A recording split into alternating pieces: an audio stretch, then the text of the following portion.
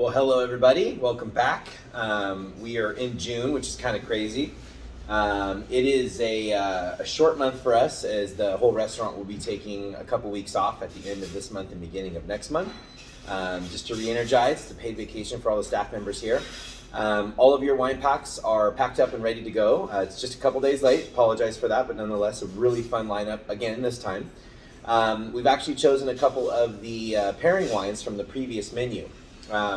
We did that because we love them so much now that we've switched up the whole idea of localis as far as choosing all the wines first and then following up with the dishes, seeing as how the wine is static and the dishes can be changed to whatever we want them to be.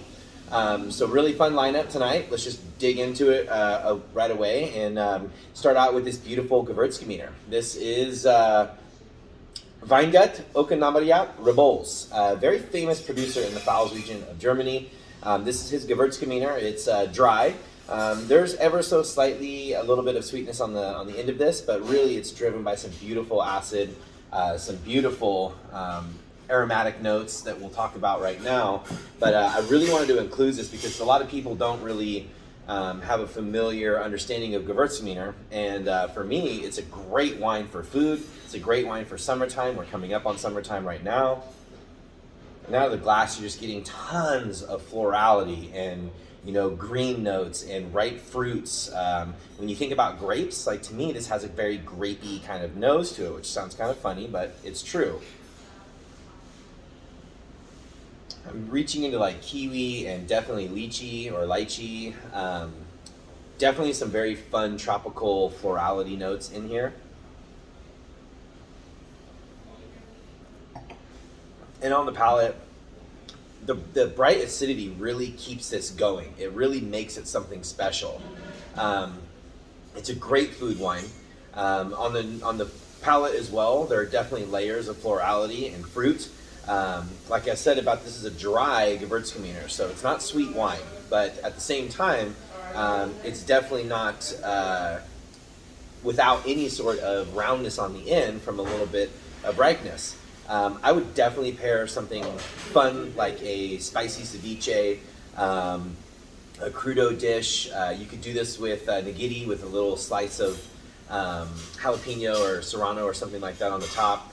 Just something with a little bit of spice. You could definitely go into the green categories of like, you could even pair this with a slightly heavier dish, like if you want to do chile verde with some spice to it. The green and a little fattiness of the pork will be cut really well by this beautiful acidity that's in this wine.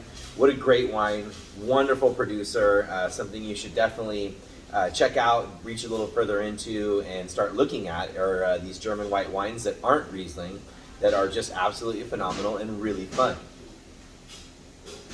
Next up, we have a very beautiful Sauvignon, 100% Chenin Blanc. This is from Damien Leroux, once again, very famous producer in the Loire Valley of France. This is his Les Jeunesse 2014. It's got some age on it, right? But Chenin Blanc is very ageable. It's got very high acid when it's made in a specific way, like this is. Sauvignon is known for being very bright, very rich in its acidity, and this wine to me is just something that I want to drink all the time. This was on the tasting menu previous to last month, so 2 months ago, and I just was thinking that maybe it's a little outside of the price comfort zone for the wine club, but I just wanted you guys to have it and enjoy it. So on the palate, or on the nose, very traditional Chenin Blanc from the Loire. It is, you can smell the minerality, the forest floor. You can smell the bright tones of citrus notes with apple. You definitely get some heavy, like green, crisp, sour apple on the nose.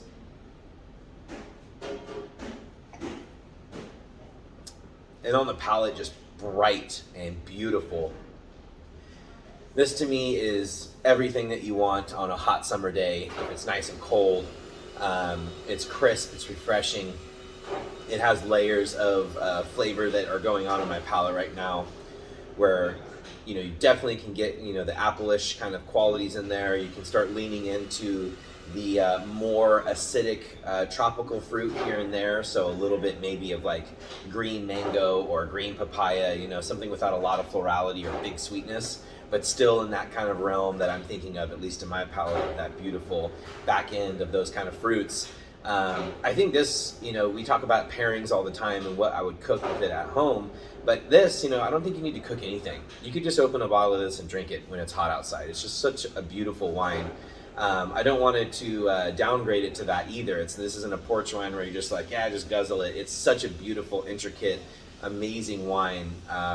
Chenin Blanc, one of my favorite grape varietals. Some beautiful makers in town here, Sacramento, which is actually really exciting that we're starting to produce some world-class Chenin Blanc. Harmeyer, and some others that are just doing a fantastic job right here in our neck of the woods.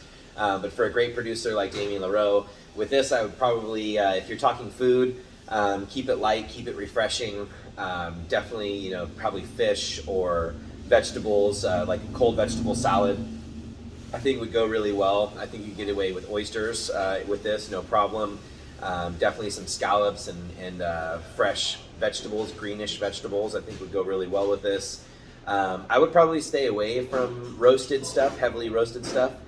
Sometimes I like the way that those two play on each other, but this one having just such a beautiful top-end palate, I don't think you want that kind of grilled, carbon kind of flavor profile that brings out some beautiful things in wines. I think with this, you keep it clear. I would do raw preparations with this almost entirely, and keep it real light on the cooking side if you are going to cook. But wow, what a delicious wine. I'm super excited to share it with you guys. It just impacts your palate in such a beautiful way.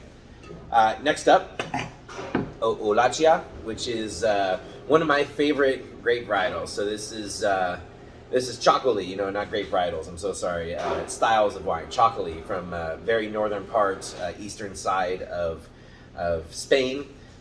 This is a very famous producer.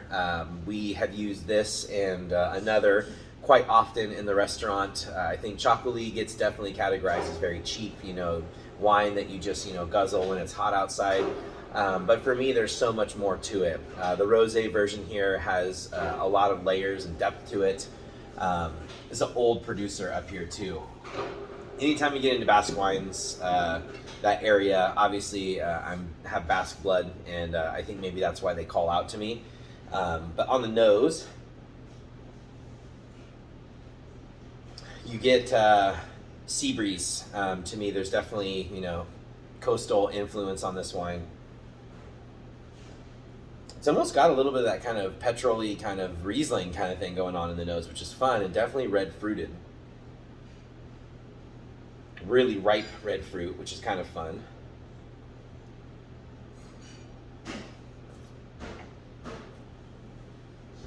So on the palate, it's just as bright as the Damien Leroux. Just beautiful top-end acidity to it. On the finish, you get more of those red fruits. You think rosé, you think fruity, but this is not fruity at all. This is clean and brisk and beautiful. All three of these first wines, I would definitely, this is perfect time of year, which is why I chose them. It's a little white heavy, you'll be able to see. But we're getting hot here in Sacramento, and it's time to drink some beautiful white wines. This one is still lingering on my palate with these beautiful notes of green and red. So for me, I love to pair these kind of things with anything that'll take big high acidity and still let the flavor of the profile of the wine speak. So to me, roasted seafood, like this is a perfect octopus dish pairing. If you don't know how to do octopus, we won't tell you how to do ours, but nonetheless, you can cook octopus in a variety of different ways. I would also say like roasted fish would work really good with this. This will take some nice grill to it. I think because it has those red tones at the end, and it's not so stark in acidity like the Damien Leroux is, that this would do really well with like a nice grilled piece of fish, maybe a little tropical style salsa with that. We have apricots and peaches coming into play right now, so you can definitely do a salsa with those. If you need to get some of the best, go to Twin Peaks Orchards. And even something fun like maybe blueberries. You can add spice to blueberries in really fun ways, and right now they're high in acidity. I was just out at the farm, Patrick's Garden at Camino, this morning picking up blueberries. They're so beautifully balanced between tart and sugar, and I think that that's a really fun pairing with a rosé like this. But fun wine, really interesting.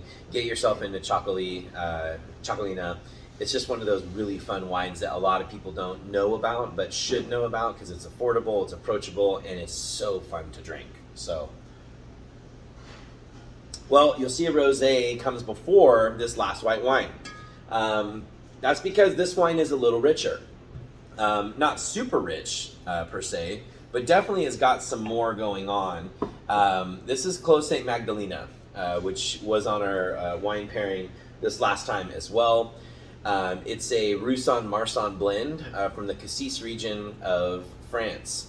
This is like kind of in that Provençal area down on the coast, but in the warmer climate.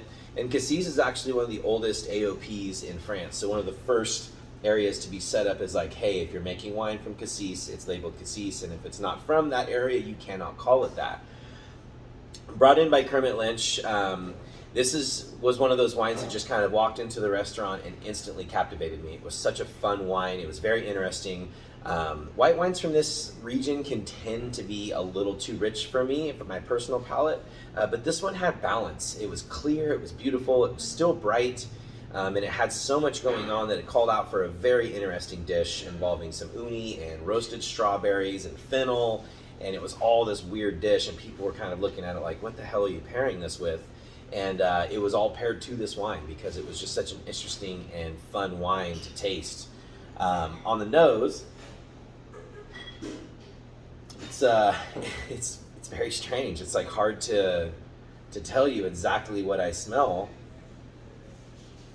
but there's definitely fruit forwardness. There's richness. I would almost say this categorizes into the blue area for me, which is a strange thing to say about a white wine, but it has these nuances of flavor and aromas that just kind of go through each other. It's very interesting. I highly suggest opening this wine, pouring a glass, making sure that that glass comes up to, not room temp per se, but maybe a little cooler than room temp so they can really get all the aromas out of this. It's a very aromatic wine, which is kind of fun. None of the previous ones outside of the Gewürztraminer have been really aromatic. This one is very aromatic, so it's very fun to just smell for a while and really kind of pick apart what you get in it. Like very roasted blue fruit, or very almost into the fermenting stage of blue fruit. There's definitely a lot of very serious herbaceousness in this wine. And on the palate, the beautiful part is that balance. Roussanne-Marsanne can get kind of too unctuous and too rich and too oily on the palate for me in certain aspects. This has this really beautiful high tone acidity that backs up all of that intense aromatic and flavor profile on the other side. So for me, pairing this with fennel specifically is something that it's calling out for, in my opinion. The anisey kind of flavor profile, the greenness and crispness of fennel, which maybe you don't cook with a lot at home, but I suggest that you do. It's delicious in a salad. You just chop it up raw, slice it thin. You can roast it. You can actually like cook it all the way through, either by boiling it or by steaming it or by roasting it. Any way that you want to get to cooking it and then giving it a nice sear to get a little bit of crispy texture on the outside. But fennel is such a beautiful ingredient that doesn't get used often. You can find quite a bit of fennel at the farmer's market right now. It's starting to come out of season now, so get it quickly. But maybe from Mazzola Farms, one of our favorite producers, farmers here. This wine is fun. It's interesting. You probably won't have something like it. And it's not something that you'll see often in the marketplace. This is kind of one of those restaurant-only wines that I think is really fun and really interesting and worth a little bit of dive into the history of not only Clos Sainte Magdalena, Kermit Lynch, the person that brings this in, the distributor, who is just an incredible figure in bringing in French wines to America, but also just for the Roussanne and Marsanne blend. We don't drink a lot of that here in California, and we should be drinking more of it. It's a really fun wine. So Clos Sainte Magdalena. Now we're going to get into the two reds. So fun. Love that wine. This is Planet Oregon. This is, we chose last month a couple of wines that were specifically chosen to show you what a varietal and area should be. I think that's really important, time and place. Planet Oregon is very sustainable forward in their ethos and their winemaking. They are, sustainably doing every part of their business to make sure that the impact of what we do here on Earth is minimal, which I think is really great. And to me, this really was a very clear representation of Willamette Valley, Oregon Pinot Noir. I think it's a huge marketplace down here in California. We love Oregon Pinots here at Localis. And this to me was a great representation of a great version of that. This is kind of when I say quintessential. There's a difference on the nose and of course in the palate for California style Pinot Noir and Oregon style Pinot Noir. We get heavier coastal influence on most of our famous Pinot regions. Willamette Valley, is this huge valley that obviously the ocean carries a lot of its cooler air up the Willamette Valley, but it's not near as coastally influenced as, say, Sonoma or something like that, where we're very close to the ocean and we get that heavy coastal influence. This is very red fruited forward. You get the moss, you get the forest floor still that is really prevalent in Willamette Valley Pinots. To me, there's an unctuousness and a richness of the red fruit that I think is different than what we get down here. But still, if you grab a great Sonoma Coast Pinot Noir, I think that it's going to be similar in body and some characteristics. But there's just these layers of Willamette Valley that I think are very fun, and we've been buying heavily for the wine list here at Localis to get into more Oregon Pinots, not just Willamette Valley, but Oregon Pinots in general that are just delicious and really, really fun and approachable for food. Let's smell this wine. It's such a fun wine. Smell this. Get into Oregon Pinot Noirs. It's really fun stuff. You can find some great deals in the Willamette Valley. There's also some very expensive versions as well. But this one's really just like perfect. It's just one of those things where, like I said, I chose it because it's a representation of a specific region, specific varietal, and I hope that you have fun with this.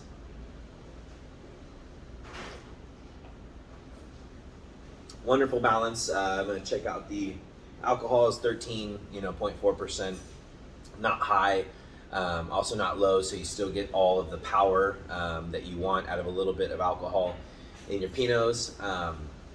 This is perfectly balanced between beautiful fruit, beautiful acidity, beautiful earthiness. It's just a well-blended Pinot Noir. I love drinking this wine. This to me is that one that is perfect for just enjoying with friends as you're hanging around talking about life and fun stuff. It's great for any sort of like mushroom dish right now. So you got porcinis in season, morels in season.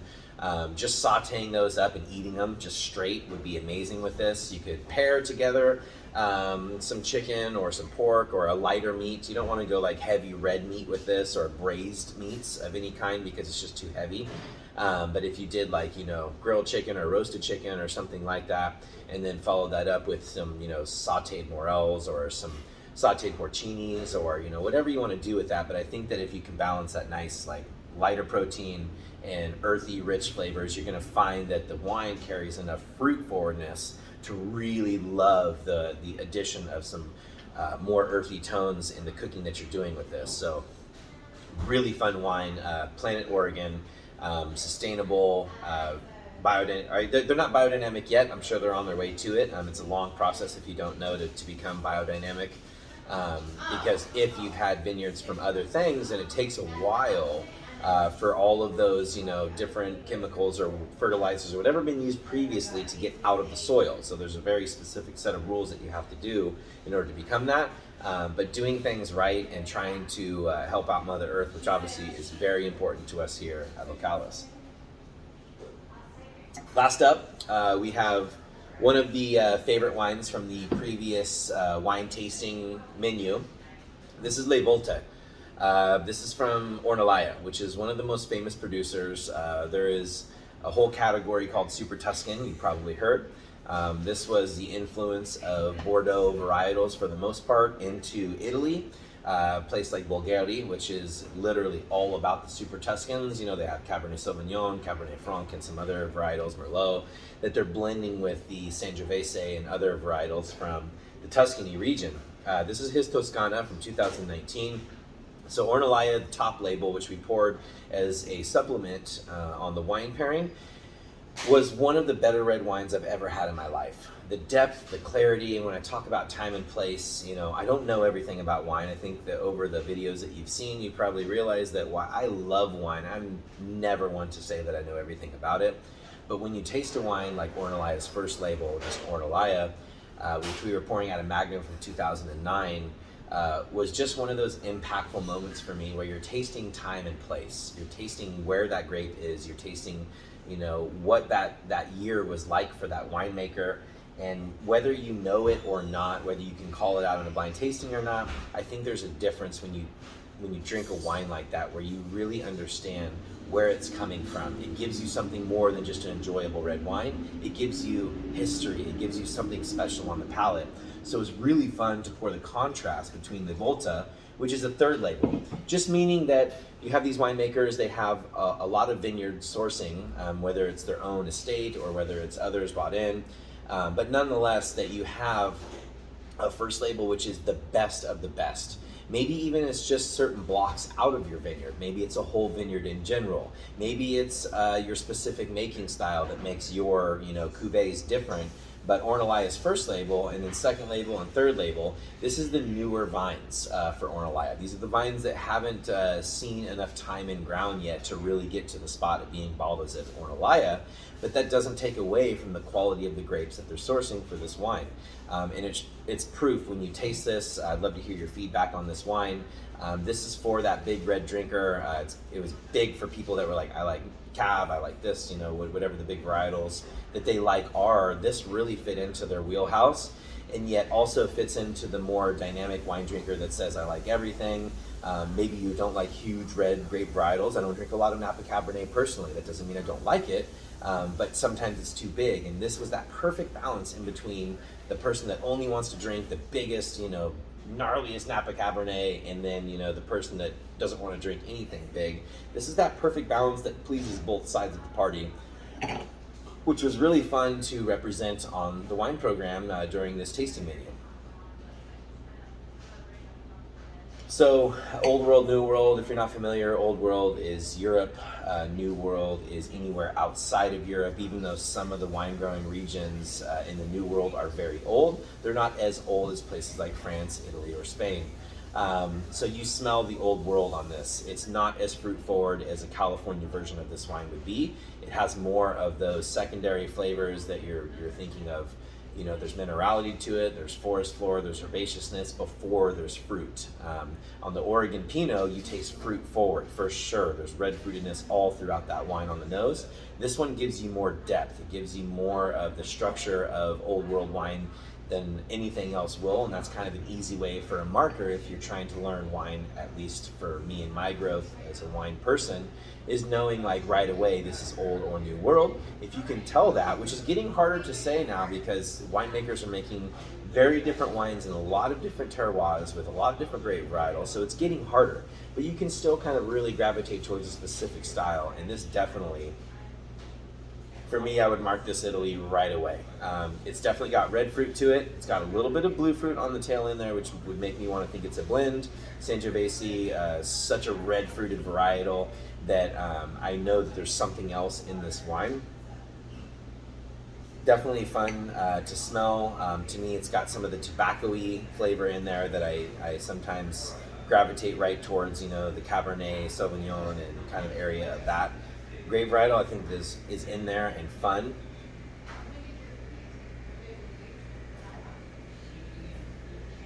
And that's why I love this wine, the taste. You have beautiful tannins, that drying, kind of mouth thing, the salivation, balanced perfectly with the ripeness of the fruit, the grapes, that put into contrast, big and bold, but also finessed and beautiful. This is a perfect blend of the two. This to me is if you want to grill a nice ribeye or steak, fattier steak preferably. I mean, filet mignon's fine, I every once in a while, but for me, I want a fattier steak, skirt steak, hanger steak. Anything with a good amount of richness and fat to it would pair extremely well with this.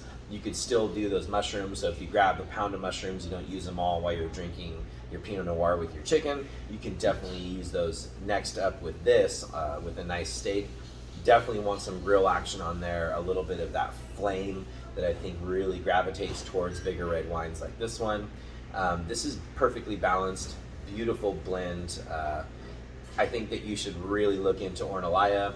This is maybe something to spend a little bit of money on when you go to a store or you're looking to buy like a nice red. Instead of going instantly for the Cabernet from California, maybe look into something like a Super Tuscan from Italy and really kind of start experiencing what wonderful balance can come from the climate and the maker. Someone like Ornellaia is obviously making some of the best wines in the world, definitely some of the best wines in Italy. So with that being said, thank you so much for joining in on our wine club. We appreciate you greatly. We appreciate your willingness to keep tasting through fun wines. We'd love to hear a little bit more about your experience with the wines. Leave something in the comments about wines in particular so that we can all share our love and common goal of continuing to taste every wine that we come across. With that being said, have a wonderful rest of your day, and I'll hope to see you again soon.